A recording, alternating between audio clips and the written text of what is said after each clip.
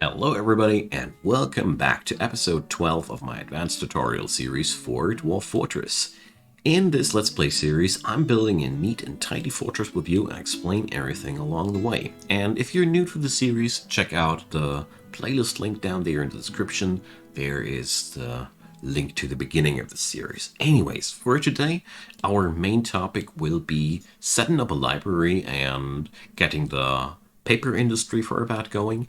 And if we find some time in between, I also meant to... Where are we? Here. I'm also meant to bring up a nice pit down to the lava pool. So let's see if we can do that for today. The idea here is that I want to have a disposal system where we can't just get rid of things that are blocking our cages, but one thing at a time. So the hospital we've set up in the last episode is still missing the traction benches. I kind of like, I don't know, they're going to be completed at some point. I kind of like failed to mention in the last episode, it's something I noticed after I published it, why I put up the design like that. These doors here can be blocked if necessary, and if you ever have survivors from a weird somewhat, were lizard, werewolf, whatever, these survivors can this way easily be isolated. And, sometimes you just don't want to keep people that are lycanthropes, but all about lycanthropes once we happen to meet one. For now, I just wanted to add in why I did that layout like I did. So I did a little bit in between, like I promised, some setup of the citizens district. And for starters, we're going to decide where the library will sit at. Here, I'm going to go and put it up here. So the library is a form of entertainment for your people. Your dwarfs will start writing books in here, and they'll start reading books in there, and they're overall enjoying themselves quite a lot while doing this. So all in all, your library is another source of entertainment for your fortress, so to say. So this way it rounds up your total, how to call it, your total portfolio of different services in the city. And all in all, it's pretty cool to see the culture of your dwarves rise that way. Also, you can use those books for the sake of money earning, because you can also copy and sell books. So I think that's pretty much sums it up. The only thing I didn't mention was that they are also attracting sometimes necromancers, and they can create books which allow you to create new necromancers by reading those books. But, well, we won't go down that way, won't we? So today I'm also going to put up a lot of bedrooms here in between. I did most of the flooring work already in the last between the last two episodes, but we really need more bedrooms. We are sitting at a population of 114 people after all, and the faster they get their bedrooms, the better. But that library is going to happen today, because the larger your fortress grows, the cooler it is to have these opportunities, you know because happiness is growing more and more important the larger your city grows or your fortress grows. Basically, at the beginning of the game, happiness ain't much of a big deal. Oh, wait. Hammer Dwarf and the Troll are fighting. So let's see where that's happening, but it looks like, yeah, that's just, you see, that's your monster slayers in business. So this guy here, skilled Hammer Dwarf, runs around, slays trolls for us, while our military is safe. Pretty good stuff. But I personally like to check out why a troll is fighting and where. So, finally Rith has accepted her new life in her new burrow, and now we're going to go for that. And we're going to reduce the burrow's size now. Go. She should then move over there, and then we're going to lock her up in that room. She's kind of like unhappy about that, but honestly, I don't dare to let a necromancer run free in my fortress. I really don't have a good feeling with that.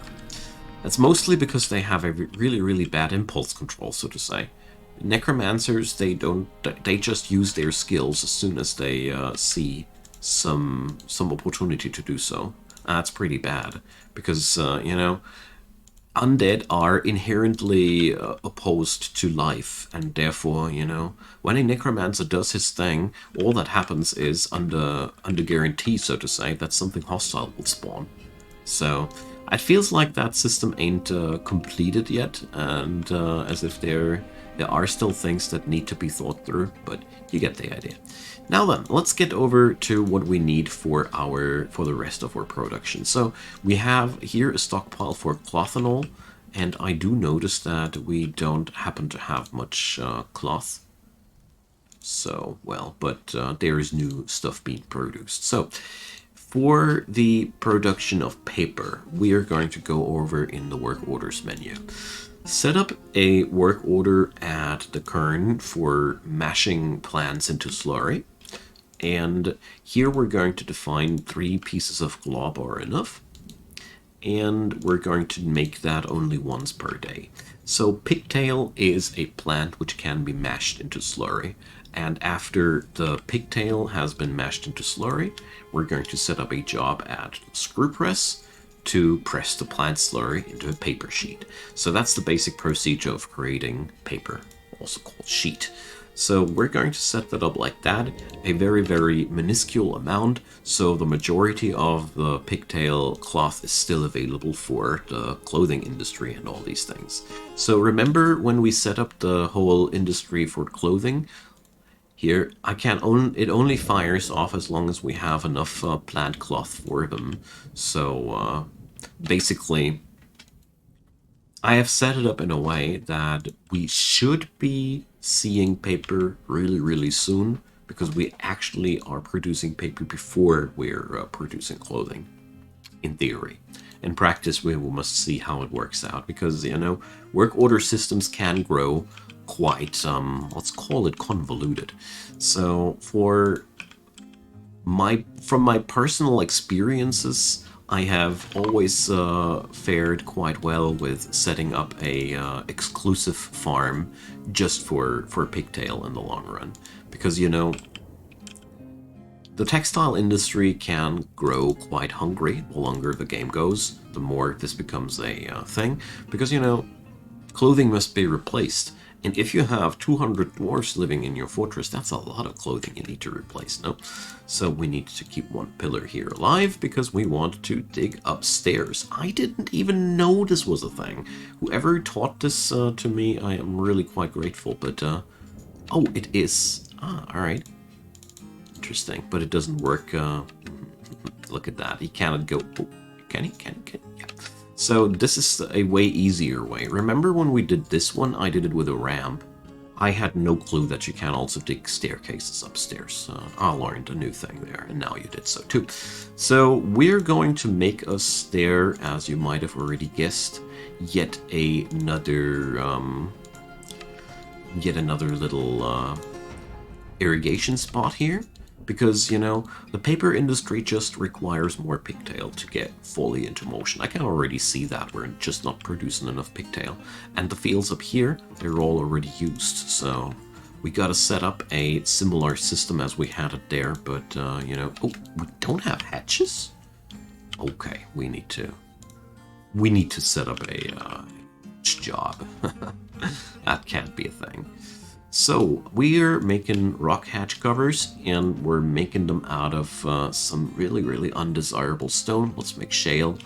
And, we're going to make sure that we have 5 of these available at all times. There we go, that should be enough. So, you already know the procedure. We are not introducing anything new here. We were doing this already on the 2nd episode. I'm just basically now waiting for a hatch cover to be made, and that's all we're doing. Until then, it doesn't hurt, when the water is already flowing downstairs. Whatever. We want to do an irrigation after all. Okay, so that was only half the paper industry. So now we're making paper sheet, but that's not all. So next thing we do is we're going to make scrolls first. Scroll rollers are a part of the scrolls. personally like to make them out of stone because stone is such an abundant resource. I'm not going to define any specific stone because I usually only do that for cosmetic reasons. We are making just a total of 3 scroll rollers, and next step we're producing, of course, also scrolls, you know, scroll rollers together with scrolls. Scroll roller plus sheet is scroll. So we're making these until we have a total of 10. I'm quite generous with these. And the other thing we want are quires. So quires are basically unbound books.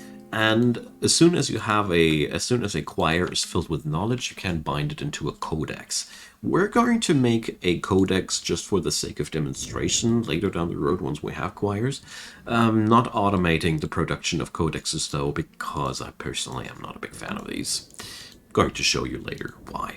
So here now you see there's water seeping from upstairs down there. Let's make sure our stoneworkers workshop is getting the job done. Yeah. Just, you know, putting this up onto a higher priority. Here we go. It's now the most important job in the fortress. Well done. So we are seeing more bods everywhere. So let's get downstairs back into our library. I like it. It looks like a little bit like a tortoise or something like that, or a bear rug, whatever. We require for a library to be a library, we do require bookcases, and we don't have any yet. So let's put these onto the work order as well. So bookcases are possibly made out of metal. We're going to go for rock here. Glass and wood are also options. You know me, I personally like to do things out of rock wherever I can. We're going to make 3 of these. So these are in production. Let's assign the area next. So here it goes. Old procedure. First, a meeting area gets redefined into a library. Here we go. The sanctuary of theater. So now we have bookcases are necessary, tables are necessary, chairs are necessary, and chests. So let's put up some tables and chairs. Figured that these little alcoves here might be nice little reading niches. There we go. You can, of course, design that as however you see fit. Here is the same rule as with all the rooms. The more valuable a room, the more happy the people will be. The moody dwarf who didn't make his artifact has finally passed out forever. He went berserk, so we had to do that. And, well, do I already have a graveyard somewhere? I can't remember. So if it is like, if you have these problems like I have here, so we only have 1 tomb here. Okay, so we have some dwarf to bury, and, you know, it's really important that you do so. Therefore, we're going to do a tomb for a fella here. So, things are fighting underground. I don't really care too much. So, here we're going to do a quick tomb. You know, because we got other things to do. But it's a good thing to do while we're busy. So, first, smoothing the ground. And here, I finally want to see that the hatch cover is set up in place here. Just a couple of things in between. Alright, so next thing, I want a door. Not that it's so necessary here. And now into the zone menu. So here we made a tomb out of an entire room. And the thing is, if we'd be now doing this like that here, just painting a tomb zone over the entire room, we could just put in, well, we could put in as many sarcophagi as we want to, but there would be only 1 person buried in there, and that's highly inefficient. So what I'm personally loving to do as a sort of a discount tomb, make sure you got the paint option on, and you create lots of one-on-one grids. Here we go. And every one of these spots will be eligible to bury 1 person. So this way you can basically create burial halls, or however you want to design it. You can really put this to various uses, this method. Here I'm just using it to have kind of a quick solution for people dying here. But, you know, sometimes it is really important to have those burial spots available before you need them.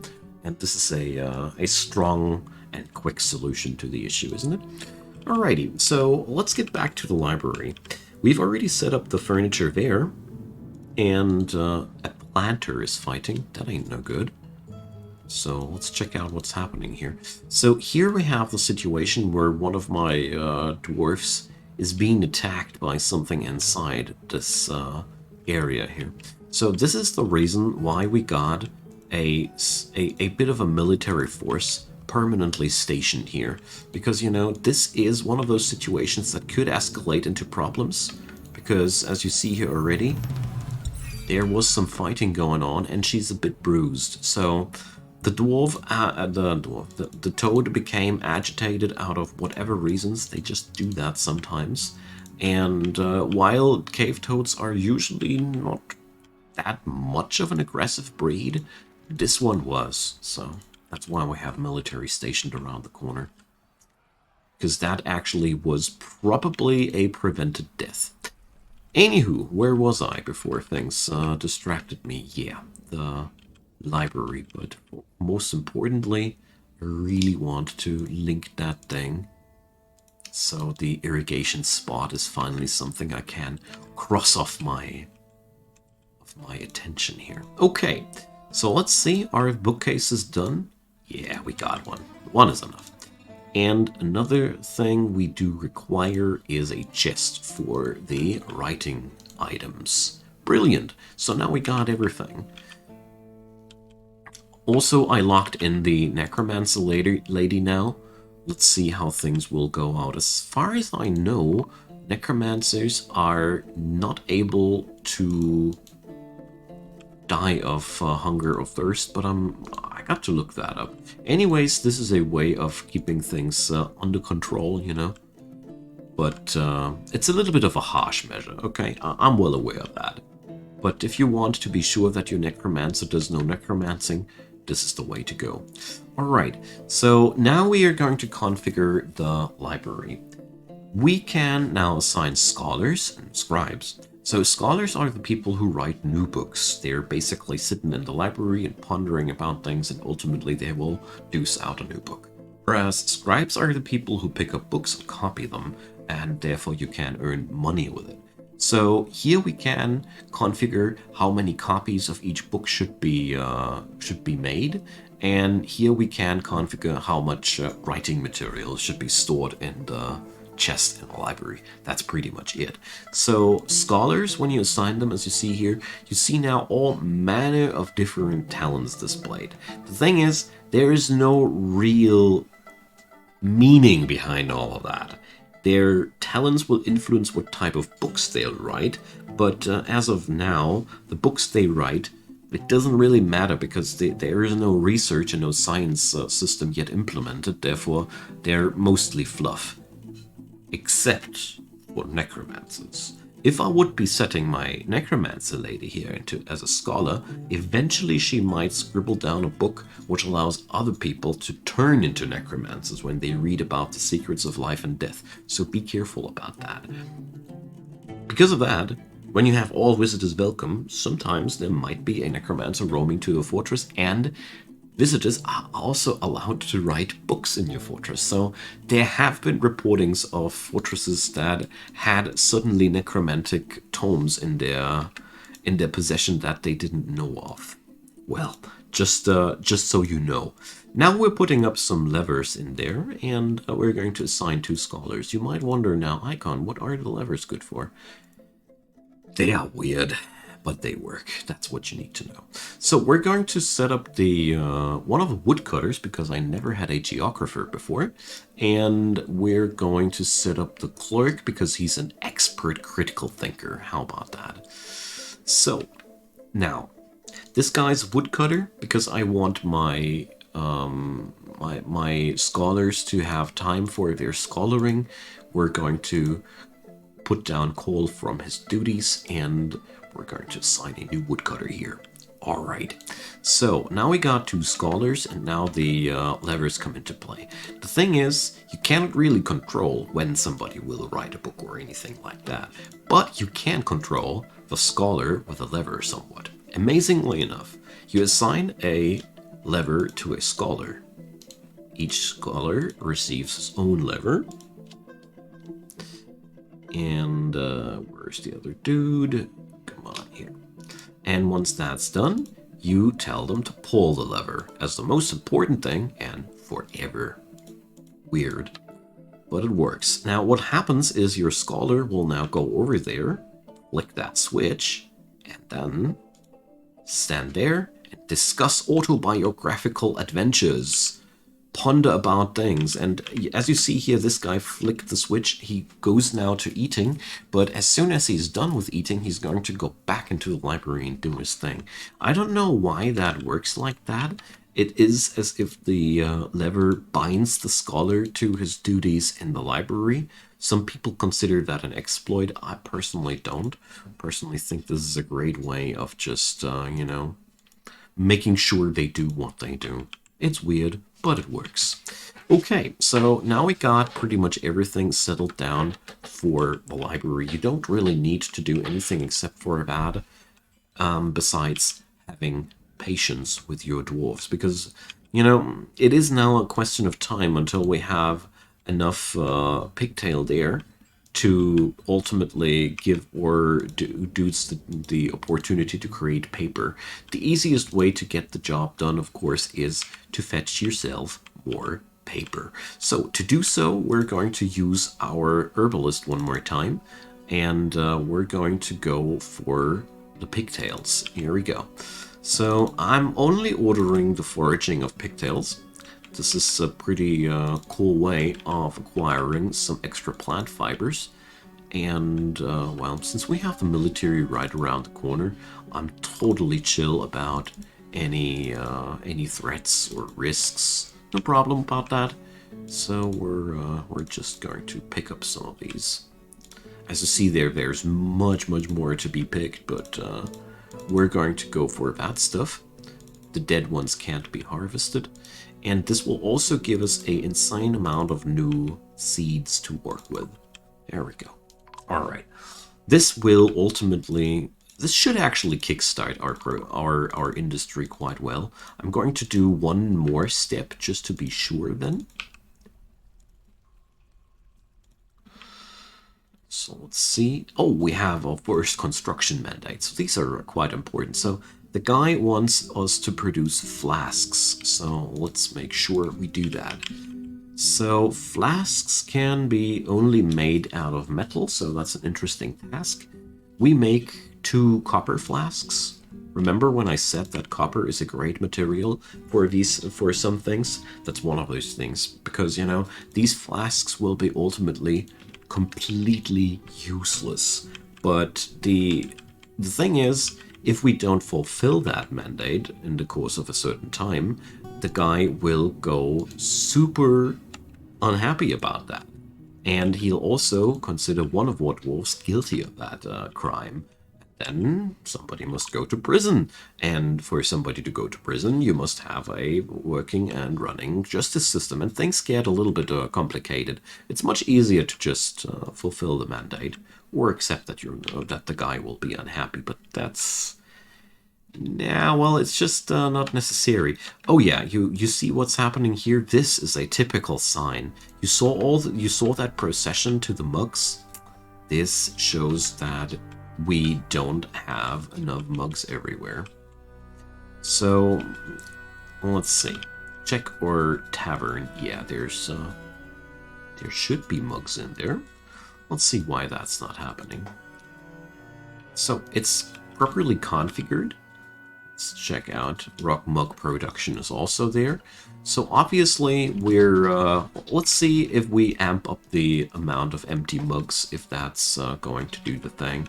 It could be that after we have just seen such a huge influx of new people into our city, that the situation isn't balanced out yet. So we're... okay. So several times now I have already assigned the production of the traction bench and it didn't work. So what the hell are you guys doing there? I need to monitor this now because I've seen them beginning the job already several times, but where the hell are the traction benches ending up, you know? So let's see. Ah, alrighty. I keep forgetting that traction benches need chains. That's why. Alrighty. So chains are yet again another awesome way of spending your copper bars at, because you know the quality of the chain is not really improving. The only thing where high quality chains are interesting is when you want to put them up into a prison, but that's a completely different venue. So here we're just going to put up a work order for copper chains.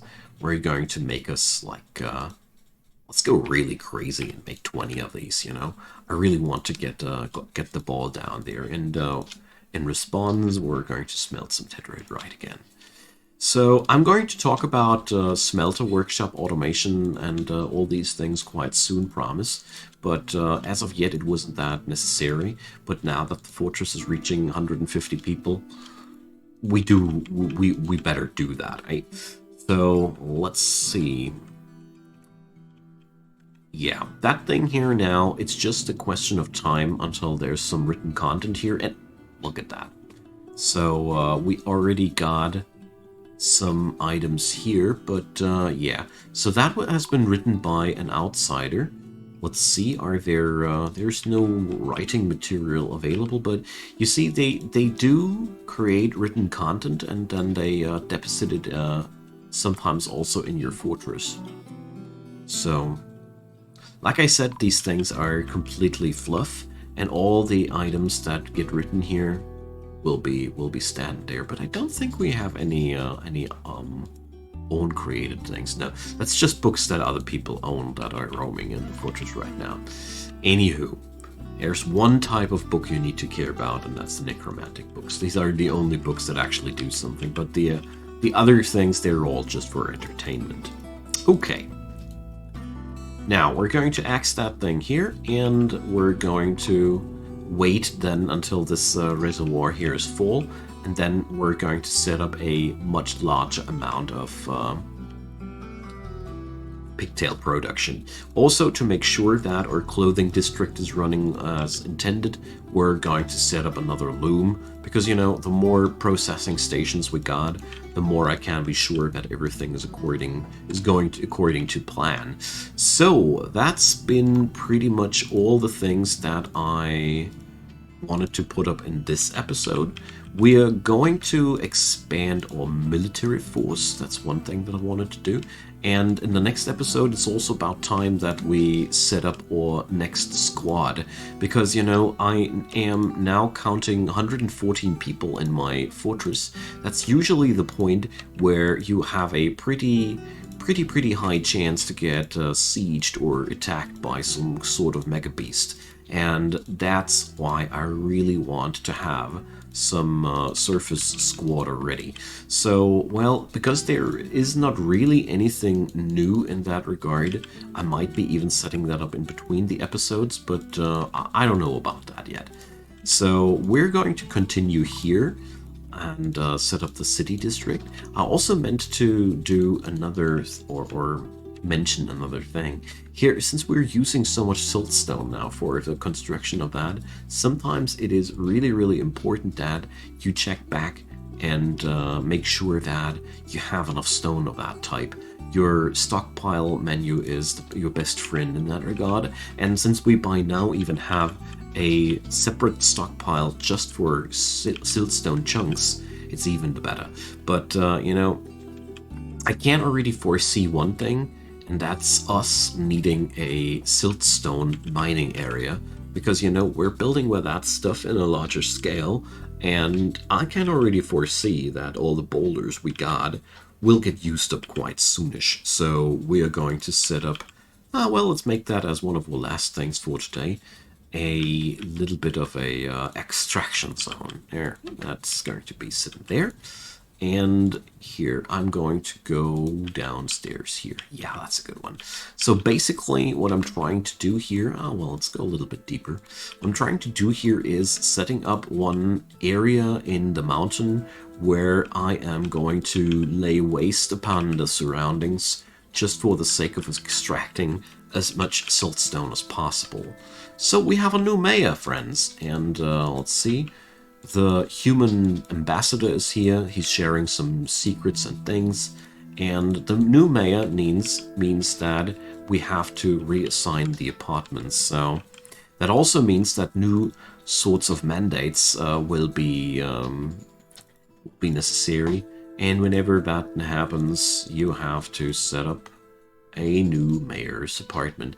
And it looks like one of my military dudes went mayor. So in that situation, we have to replace the dude with somebody else, because I am no big fan of having the soldier who's training constantly being the mayor at the same time.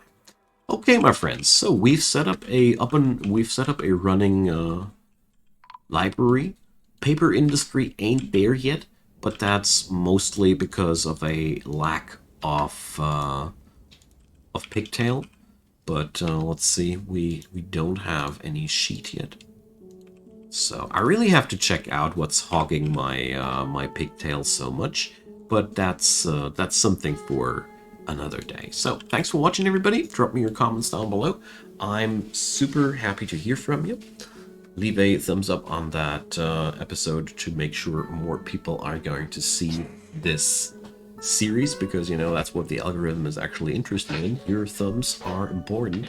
And of course, if you want to support the channel, drop a subscription. That's the easiest and cheapest way to do so. And if you want to stay informed, hit the bell button, and in the description box there's tons of different links leading to playlists about Dwarf Fortress, where you can check out a beginner's tutorial series or more shorter and succinct tutorial thingies, whatever might be your taste.